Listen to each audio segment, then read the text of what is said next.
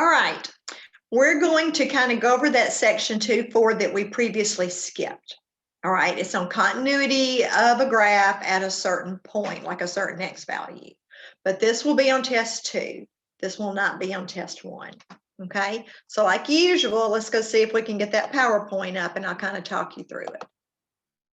All right, so we're talking about continuity at a point. So just like usual, I expect you to freeze the video and take notes on steps and examples and definitions and things. Okay, so the first thing we're going to go over is the definition of continuity at a point. And I guarantee you I'm going to ask you to do this on your second test. All right, so look what it says about continuity.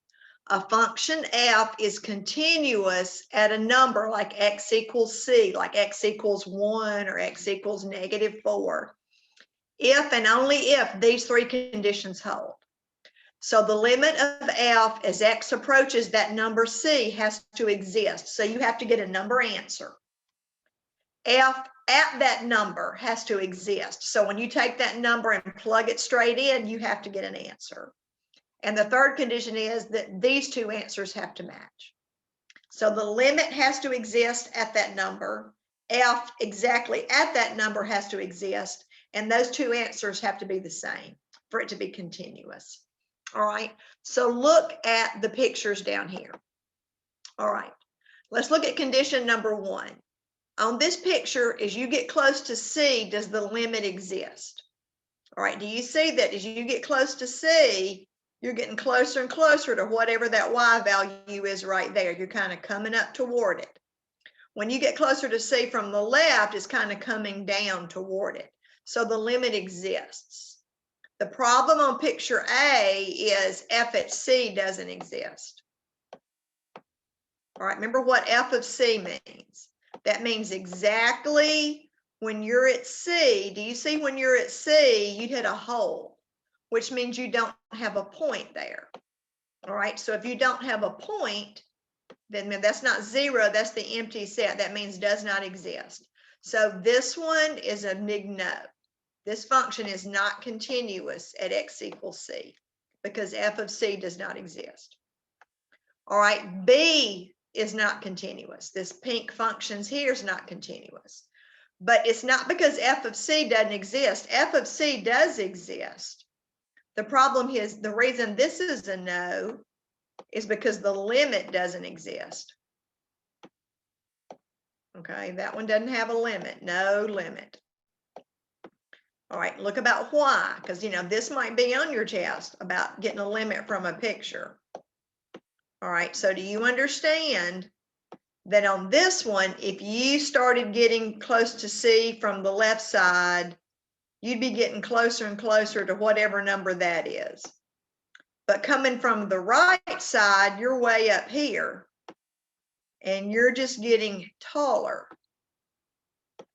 Okay? So you're not getting close to the same number from the left and the right. All right, so do you understand that this one is a no? All right, but it's a no because f of c doesn't exist. This one is not continuous, but it's not continuous because the limit doesn't exist. You can't have a limit at a jump.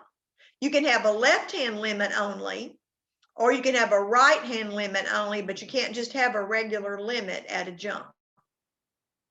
All right, this is another no.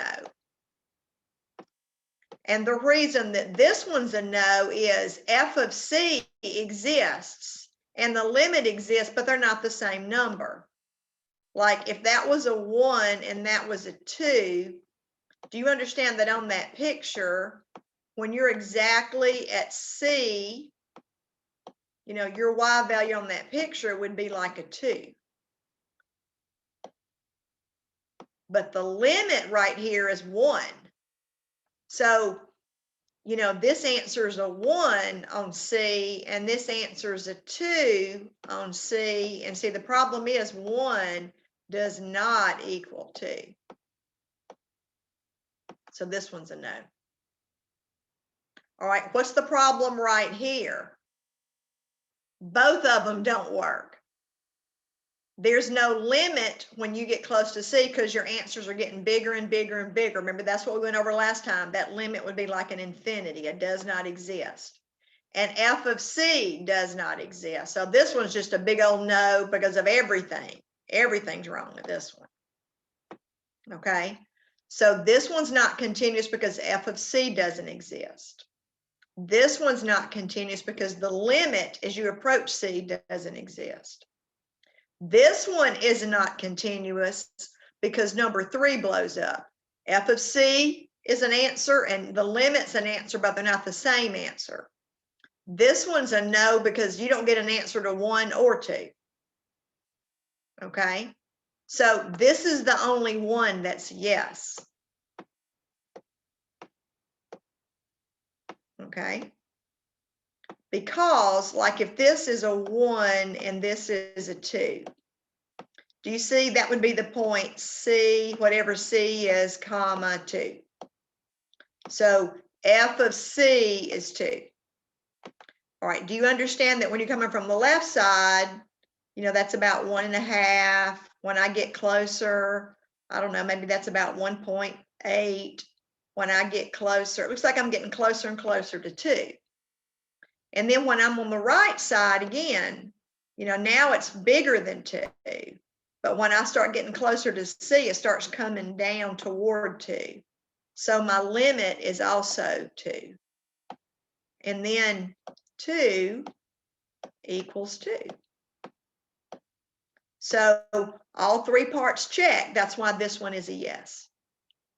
So if you've got a picture, you get the answers from the picture. Now on your first test, you know, you're going to have to get limits from pictures. So that part you should be able to do. If you can't, you need to, you know, email me and we need to set up a meeting. Okay. Sometimes though, I'm not going to give you a picture. I'm going to give you the algebra. So look what this one would look like. All right, here's your function. Your function's x minus 2 over x squared minus 4.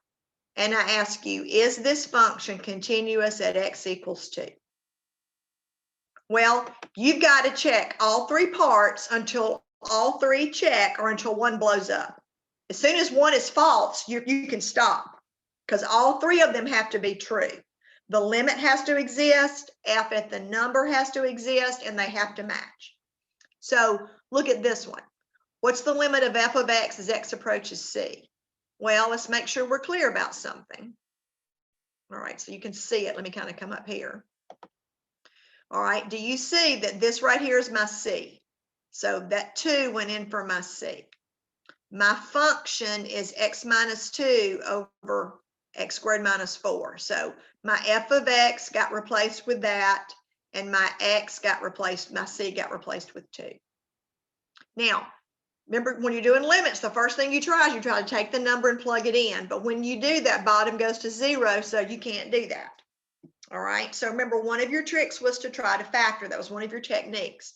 And sure enough, when you factor, the thing causing the trouble goes away. All right, and that just leaves you 1 over x plus 2. Well, then when you take 2 and plug it in, you get an answer, you get 1/4. So, you know, this part checks. The limit of f of x exists. It's 1/4. All right, now you got to do f exactly at c. So remember, your c is 2, which means you go to your function and plug in 2 everywhere there's an x. So that x gets replaced with a 2, and that x gets replaced with a 2. But, you know, when you do that, don't you get 0 on the bottom? I mean, you end up with 0 over 0. So I can stop. Part 2 doesn't work. All right, so I can stop and say, now when you see 3 dots in a triangular form in math, it stands for the word therefore. It's just a shorthand notation for the word therefore. Therefore, f of x is not continuous at x equals 2 since the limit doesn't exist. So this is your proof, because on your second test, I'm going to say, is it continuous? And then it's going to say, prove your answer using the definition. You can't just go, yes, or no, I won't take that. So you got to use the definition and prove it. Okay. Well, look at this one. Now, this, remember we talked about these before, this is a piecewise function. So sometimes your function is just 2x, and sometimes your function is x squared. So, you know, y equals 2x would be a line, y equals x squared would be a parabola. So I'm asking you, is this piecewise function continuous at x equals 1? Well, you have to do all three parts. All right, so remember what your three parts are. You have to check the limit, you have to check f at the number and see if they match. Well, look at what I've got here. I want to know what's the limit of my function as I approach 1. Well, this time I can't just do what I did up here because f of x has two different pieces to it. Well, now think about when you've got a number line like a 1. If you're a visual learner, you may need to draw yourself a number line and think about it. And that'd be a 2, 0 would be over here. All right, if you're bigger than 1, so that means you'd be somewhere over here. You know, if you're bigger than 1, then your function is 2x. So if I'm bigger than 1, I'm on the right side. All right, if I'm smaller than 1, I'd be over here on the left side. So I'm going to have to check them separately because my f of x changes. If I'm on the left side of 1, if I'm over here, that means I'm smaller than 1. Well, if x is smaller than 1, you've got to use x squared for your function. So what's your left-hand limit? You can just take that 1 and plug it in if you get an answer. So 1 squared is 1. So the left-hand limit is 1. Well, what if instead you're over here on the right side of 1? Well, that means you're bigger than 1. So now your function is 2x. So my f of x is 2x. So on the right-hand limit there, when I take 1 and plug it in, I get 2. So my left-hand limit is 1 and my right-hand limit is 2, and they don't match. So what that means is that this regular limit does not exist, and I can stop. So therefore, f of x is not continuous. Why? Because the limit doesn't exist. Okay, now remember, from a picture standpoint, it would look something like this second picture here, where you got one graph on one side and another graph on the other side, and that jump, you wouldn't have a limit there to jump. Okay, so if you've got a piecewise function, you're probably going to have to do like a left-hand limit separately than a right-hand limit because your function's going to change. And if those don't match, then remember your regular limit doesn't exist. Now, don't assume because it's piecewise that it's not going to work. You have to actually work it. All right, let me kind of show you what I mean by that. Okay, let's clear this. Okay. Look at this next example. Here's another piecewise function. Your function sometimes is x minus 1. Sometimes your function is 3x squared minus 1. Well, when do you use x minus 1? Use x minus 1 if x is exactly 0 or smaller than 0.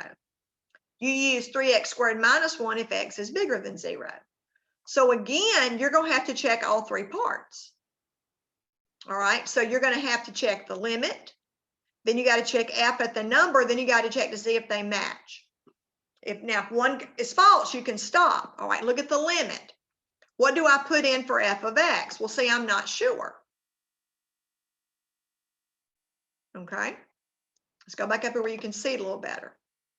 See, if I'm on the left side of 0, now think about if you're on the left side of 0. And again, you may need to kind of come over here and draw yourself a number line if you need to. So if you've got a 0, all right, if I'm on the left side of 0, that's going to mean that I'm smaller. I'm on the left side. So that's the left side. Well, if you're on the left side, look back up here. Okay, if you're on the left side of 0, your function is x minus 1. So that's why x minus 1 went in place of that f of x. Well, I can take 0 and plug it in for x. 0 minus 1 is a negative 1.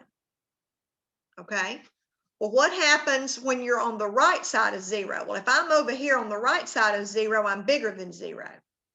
Well, if I'm bigger than 0, then my function's 3x squared minus 1. So f of x is 3x squared minus 1. Well, when I take 0 and plug it in for x there, I get a negative 1 also. Okay, so do you understand? I get a negative 1. So the left-hand limit is a negative 1 and the right-hand limit is a negative 1, and they match. So that means I can come up here and say that this regular limit is a -1, but I won't take this unless I see this A and B part checked. Okay, so the function's different on the left side than it is on the right side, so that's why you had to see them both. So this part checks, the limit exists, it's a -1. Okay, well, what about f exactly at 0? Well, what if f is exactly at 0? Do you plug it in just the top one, the bottom one, or both? Well, look what it says. This is the one you use when x is smaller than 0, but it's also the one you use when x is exactly equal to 0. So when x is exactly 0, I only plug in this piece. So I plugged into that x minus 1 and got a -1. So that part checked. Okay, so the limit exists and it was a -1. F at 0 exists and it's a -1. So the limit answer was a -1 and f at 0 was a -1, and they match. Therefore, my function is continuous at x equals 0. So if it's a piecewise function, you're going to have to do like an A part and a B part until either all three parts check, and so it is continuous, or until one of them is false. As soon as one is false, you can quit and say that the function's not continuous. Okay, now I want to go back and emphasize something just for a second before I go to this last slide. On this first example, I didn't have to do an A and a B part because your function's always this one thing. Whether you're bigger than 2 or smaller than 2 doesn't matter. When you're approaching 2 from either side here, it's the same function. It's not a piecewise function. It doesn't change on you. So that's why I didn't have to do like an A part and a B part. So for continuity on your second test, I'm going to give you some function and say, is this function continuous at a certain number? And it's going to say, use the definition of continuity to prove it. And this is your definition of continuity, those three things. So you have to memorize those. And so what you do is you check all three parts until one of them is false. See, as soon as something doesn't exist, I stop and say my function's not continuous. Or until all three parts check, and I can say it is continuous. Okay? Now, there's one more little theorem that's called an existence theorem. An existence theorem just tells you that something exists. It doesn't tell you what it is. It's like, I don't want to spend time hunting for buried treasure if there's not any buried treasure. Okay, so this intermediate value theorem is an existence theorem. It just tells you if something's there. It doesn't help you find, it doesn't tell you what it is. Let me show you what it says. It says if your function's continuous. All right, so this only works when your function is continuous. Hence why we went over continuous. Okay, on some closed interval. So this is like your x values from x equals A to x equals B. And the y value at A is not the same as the y value of B. And K is some y value between this y value and that y value. Then there's at least one x number, your book calls it C, between A and B such that f of C equals K. Now, what does that say in English? All right, here's what it says in English. Do you see that this red function is continuous? Do you see that you've got two x values? Okay, so here's one x value. All right, that's your A. All right, and here's another x value, that's your C. This might be from, this is your B, sorry. So it might be from 1 to 2. It might be from 2 to 10. But you've got an x value on this point and you've got an x value on this point. So that's what it means about this is your domain. Okay? Your y value at A is not the same as your y value at B. So do you see that? The y value at A is not the same as the y value of B. Then it says this, for any number between this y value and this y value. So do you understand that this is your f of B and this is your f of A? That's the y value when x is A. This is the y value when x is B. For any number in there, for any k, if this thing's continuous, there's got to be some X number between A and B. So in other words, like 1. So 1 somewhere, there's got to be some number on this graph that has 1 for the Y value. And that X coordinate is going to be between that one and that one. You say, well, -2 is down here. That's right. So there's got to be somewhere on this graph where the Y value is -2. And the X value is going to be somewhere between this one and that one. Now, what that was used for kind of back in the day before graphing calculators is to help you find roots. Okay. In other words, there's, you know, if this Y value is positive and this Y value is negative, there's got to be somewhere between the two where the Y value is 0. All right. So look at this one. If I want to know when does this thing equal 0, do you see that this is horrible to try to factor? You don't know how to factor that in algebra 2, but not algebra 1. That'd be kind of a nasty algebra problem. So what you would notice is when you made a t-table, you would notice that when X is 1, you get a -4. You notice when X is 2, your Y value jumps up to 2. Okay, so, you know, this point down here is 1, -4. This point over here is 2, 2. Well, if I want to know what X values give me a 0, if this function is continuous, that means somewhere between 1 and 2, it's going to cross the x-axis, because you can't go from a negative to a positive without going through 0. And so I would know that my root is somewhere between 1 and 2. And I might then try like 1.1 and 1.9, and I would narrow it till I kind of got an approximation for it.